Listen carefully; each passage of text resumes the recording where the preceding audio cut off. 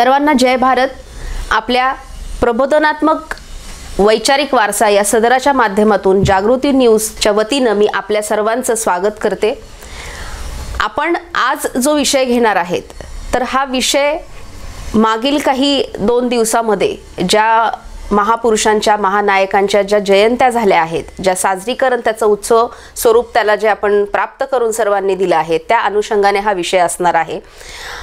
आज सर्वप्रथम 24 फेब्रुवारी आज स्वराज्याचे तिसरे छत्रपती राजाराम महाराज यांची जयंती। सर्वप्रथम त्यांच्या स्मृतीला खरं तर आपण जयंती दिनी आपण त्यांना त्रिवार आपण अभिवंदन करूयात आणि आजच्या आपल्या ह्या विषयाला आपण सुरुवात करूयात। संत महानायक महानायिकांचा त्यांच्या विचारांचा अवमान होतोय का, हा आजचा आपला खरं तर शीर्षक हे जे आहे हे सुरुवातच त्याची आपली कुठेतरी एक प्रश्न स्वरूपात आपल्याला होताना दिसतेय।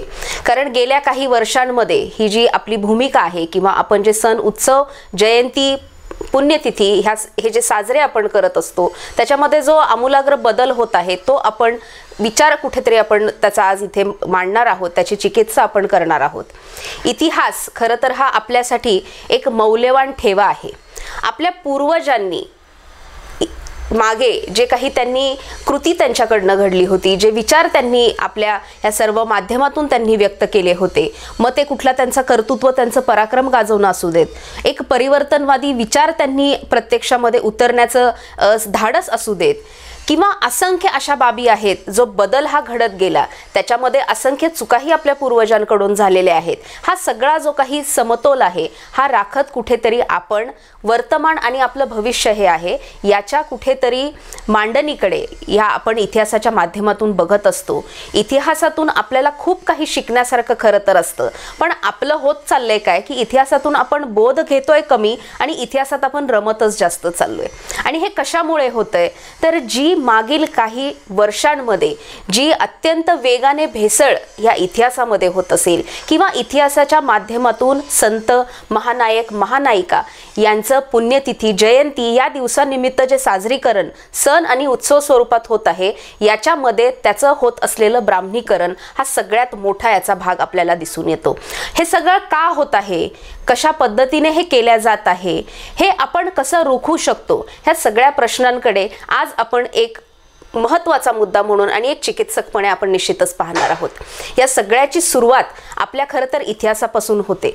आपण इतिहास आपल्या संतांचा महानायक महानायिकेंचा हा आपण वाचतो तर खरं, पण तो समजून घेण्यात आपण कुठेतरी कमी पडत असतो। म्हणजेच काय तर आपले महानायक महानायिका आपण डोक्यात घ्यायला कमी पडतो आणि डोक्यावरच आपण अधिक घेऊन ते मिरवतो। आणि ह्या सगळ्याचा गैरफायदा जी सनातनी मनुवादी लोक आहेत हे आपल्याला उचलताना दिसतात। कारण त्यांना माहिती आहे इथली जी जनता आहे ही भोळी आहे आणि तितकीच ती मानसिक गुलामगिरीत देखील आहे। त्याच्यामुळे हे असे बदल ते हळूहळू असेल किंवा ते अगदी अल्प स्वरूपातले असतील तरीही ते आपल्या व्यवस्थेमध्ये अगदी उत्कृष्टपणे हे बसवण्याचं कार्य करतात। त्यांचा कुटीलपणा ते याच्यातून दाखवून देतात। हे ह्या घटनेंवरनं जे काही आज समाजात घडत आहे त्या माध्यमातून आपल्याला खरं तर समजायला हवं। जागृती न्यूजच्या माध्यमातून हीच जागृती वेळोवेळी आपण ह्या प्रबोधनात्मक सदरांमधून कशी आपण समाजामध्ये निर्माण करू शकू, या आपल्या संत महानायक महानायिकांनी आपलं संपूर्ण जीवन आपल्या ह्या मानव आणि समाज हितासाठी त्यांनी जो संघर्षमय पद्धतीने व्यतीत केला आहे त्याचा कुठेतरी एक विचार आपल्या माध्यमातून व्हावा आणि त्यांची वैचारिक कृतिशीलता आपण त्यांचे वारस म्हणून ही कुठेतरी अंगीकरणं आणि ती आपल्या रोजच्या दैनंदिन जीवनामध्ये आपण ती अंगीकृत करून घेणं हे फार महत्त्वाचं निश्चितच आहे। त्याच्यामुळे ह्या सगळ्या घटनांचा आपण कुठेतरी एक विचारपूर्वक त्याचा आपण समज आपण ती समजून घ्यावी, तो त्याच्या मागचं काय आहे ते, आणि पुढील वेळेस आपण त्याचं अनुकरण कशा पद्धतीने करत आहोत हा आपण कुठेतरी तपासून घेण्याचा भाग निश्चितच आहे। आपण सुरुवात करणार आहोत 19 फेब्रुवारी 2022। 19 फेब्रुवारी खरं तर हा एक फार मोठा भारतातील सण आणि उत्सव म्हणून हा दिवस साजरा करण्यात येतो। पण खरं तर जगामध्ये छत्रपती शिवाजी महाराजांचे जिथे जिथे मावळे आहे तिथे छत्रपती शिवाजी महाराजांचा जन्म उत्सव हा अगदी उत्साहाने साजरा होताना आपल्याला दिसतो। मग हा होत असेल तर याच्यामध्ये चूक आणि अडचण काय आहे? तर सगळ्यात महत्त्वाचं आपण पाहतोय गेल्या काही वर्षांमध्ये प्रामुख्याने प्रखर्षाने आपल्याला हे जाणवतंय की छत्रपती शिवाजी महाराजांचं दैवीकरण सुरू आहे।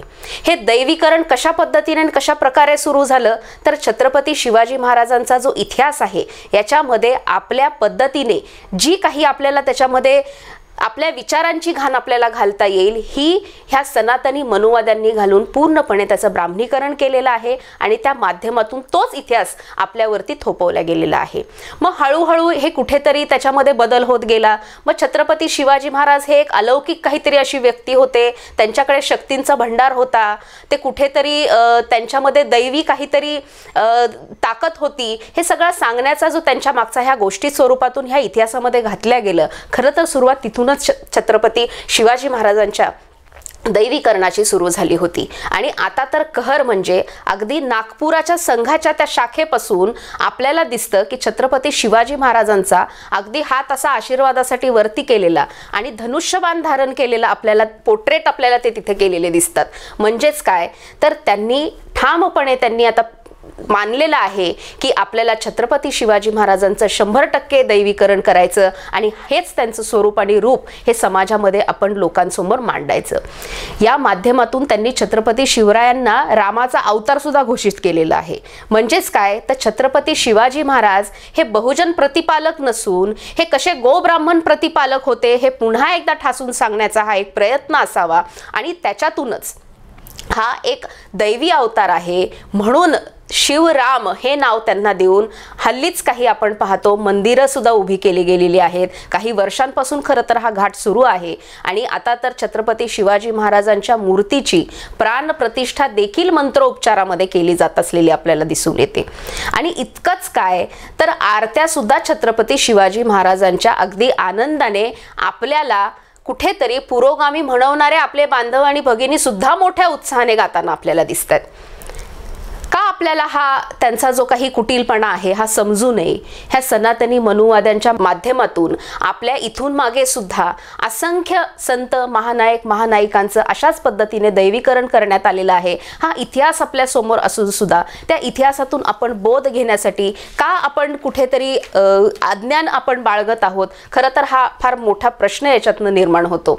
आपण पाहिलेला आहे हा इतिहास आहे, आम्ही वेळोवेळी आपल्याला या आपल्या माध्यमातून सांगत असतो। आपण जेव्हा रावणाचा इतिहास सांगितला, आपण बळीराजाचा इतिहास सांगितला, आपण शिवपार्वतीचा अगदी भारतातल्या मूळ संस्कृतीचा सिंधू संस्कृतीपासून आपण जो इतिहास सांगितला त्यामध्ये उदाहरणासहित आम्ही आमच्या समोर मांडत होतो की अगदी शिवपार्वती असेल, खंडोबा असेल, म्हसोबा असेल, विठोबा असेल, ह्या सर्वांना ज्यांनी सुट्टी दिली नाही, ज्यांना त्यांनी ह्या आपल्या मूळ बहुजनवादी महानायक महानायिकांना यांनी कुठेतरी दैव स्वरूप प्राप्त करून आपल्या माथ्यावरती मारलं आणि स्वतः मात्र हे मलिदा खाण्यासाठी मोकळे झाले। हा विषय इतका गहन असून देखील सातत्याने त्या बाबतीत जर परिवर्तनाचा प्रबोधनाचा मार्ग जर आपल्या समोर असेल तर का आपण पुन्हा पुन्हा ह्या दलदलीमध्ये आपण अडकत आहोत?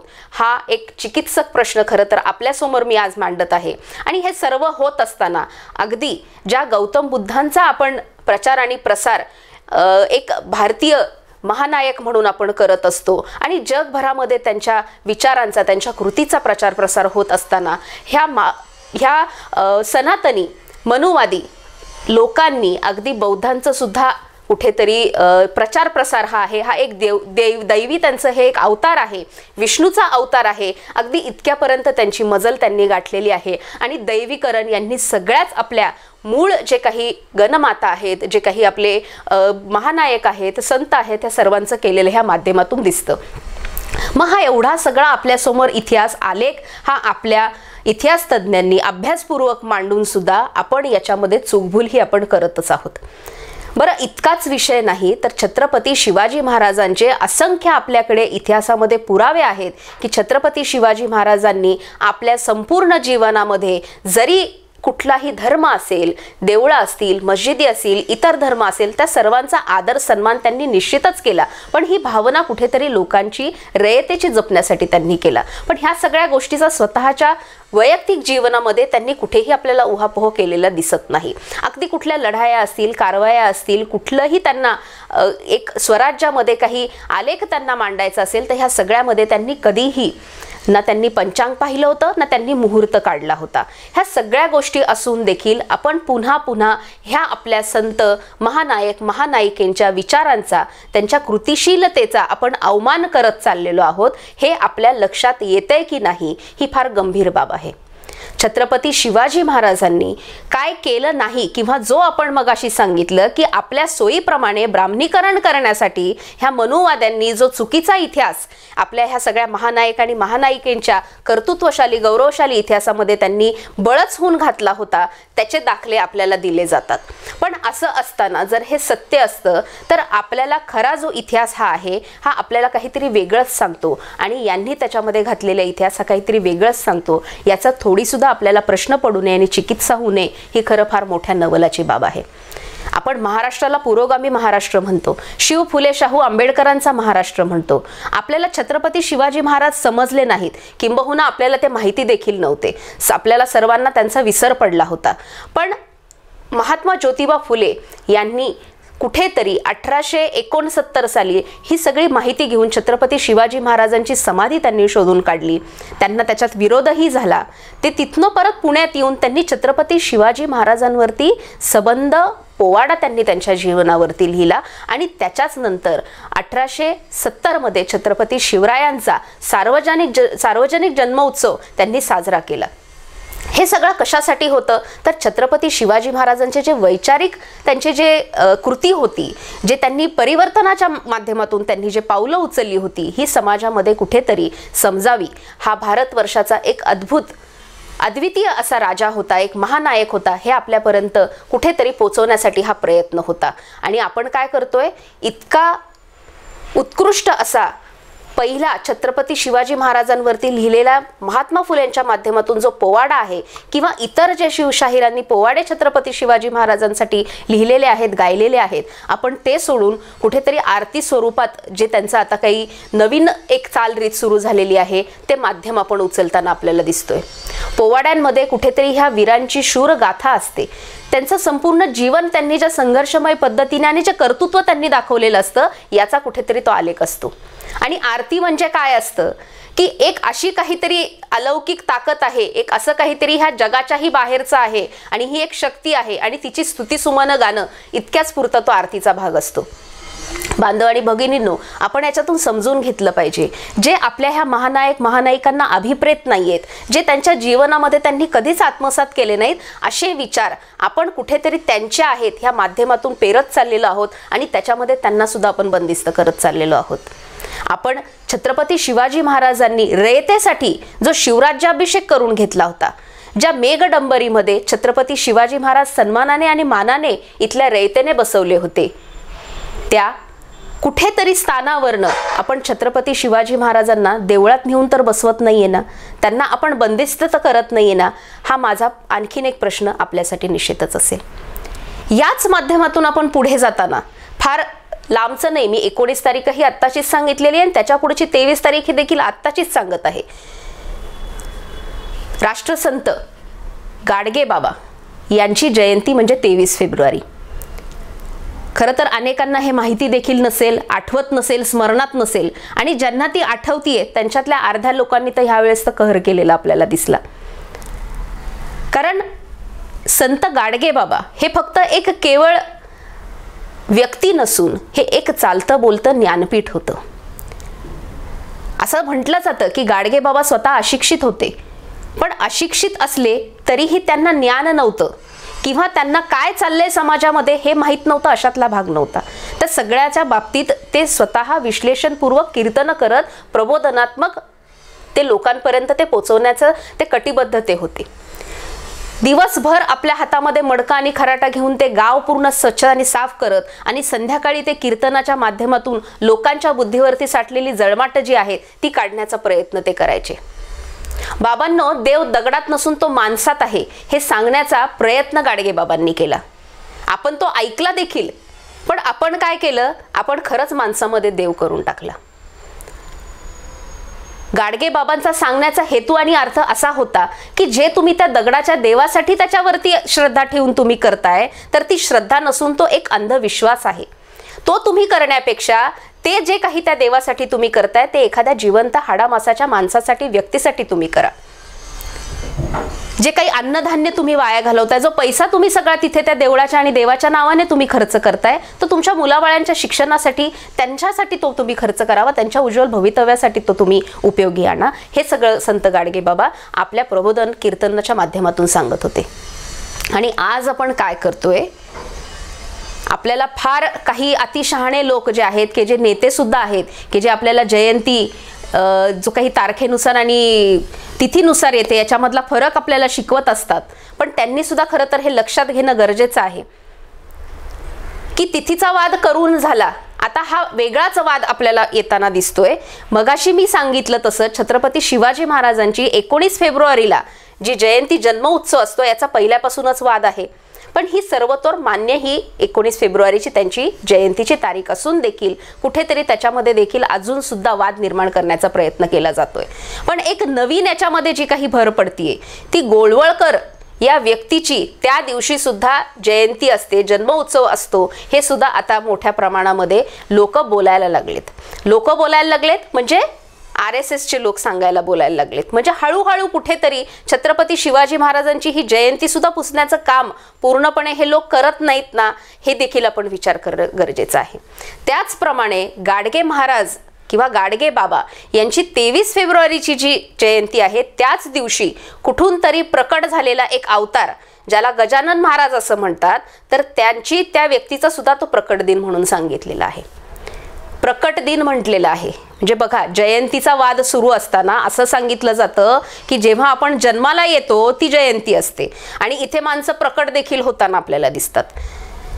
आता हा इतका विरोधाभास आहे, खरं तर निसर्ग नियमाच्या विरोधातला हा भाग आहे. म्हणजे मानव कुठलाही सजीव असेल तर तो जन्म घेतो तो आपल्या आईच्या गर्भातून, पण आपल्याकडे माणसं प्रकट होताना दिसतात. म्हणजे हा विज्ञानाला कुठेतरी सपशेल लावलेला एक आपल्याला छान आशवा आहे आणि तो आपण फार उत्तमरित्या लावून सुद्धा घेत असतो.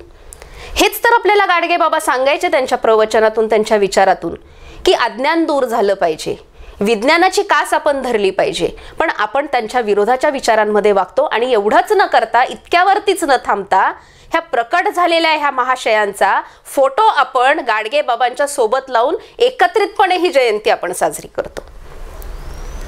म्हणजे हा आपल्या संत महानायक आणि महानायिकेंच्या विचारांचा अवमानच नाही का?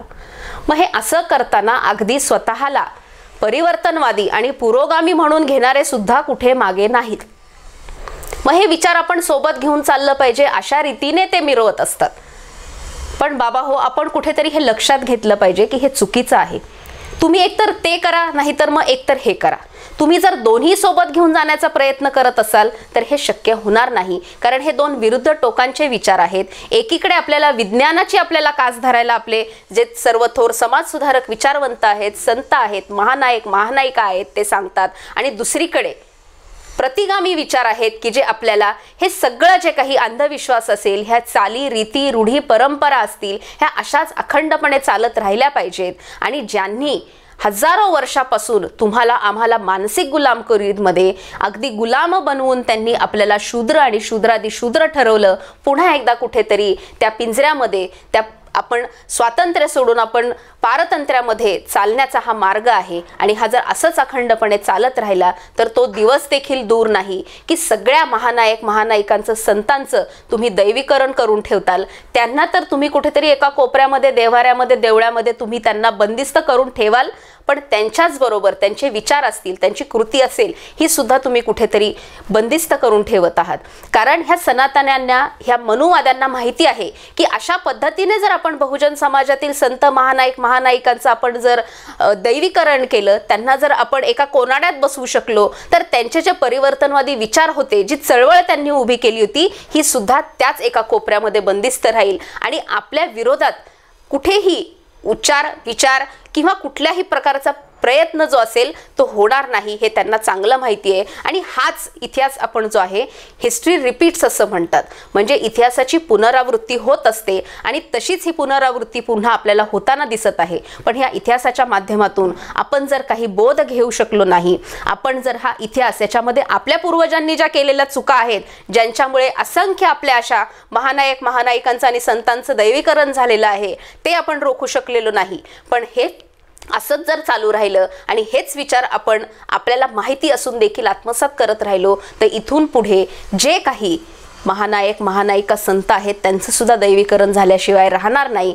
संत तुकाराम महाराजांना ज्या पद्धतीने पुष्पक विमान घ्यायला आलं होतं, तर बांधवांनी भगिनींनो, एक दिवस तुम्हाला आम्हा सगळ्यांसाठी हे पुष्पक विमान खाली उतरणार आहे. ते दिसलं नाही तरी ते तुम्हाला घेऊन जाणार आहे.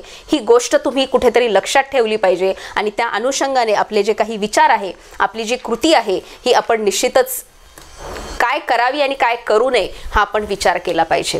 आपण सुरुवातीलाच काही प्रश्न केले होते की हे कशामुळे होतंय, हे काय होतंय आणि याच्यातून आपल्याला मार्ग जो आहे तो नक्की कुठला आहे आणि आपण काय केलं पाहिजे. तर सगळ्यात पहिलं आपण चिकित्सक राहिलं पाहिजे, आपण डोळस राहिला पाहिजे आणि विज्ञानाची कास धरून आपण एक एक पाऊल पुढे गेलं पाहिजे. आपले संत असतील, महानायक आहे, महानायिका आहेत, थोर विचारवंत आहेत, समाज सुधारक आहेत, यांनी संपूर्ण संघर्ष मानव हितासाठी आणि समाज हितासाठी केलेला आहे.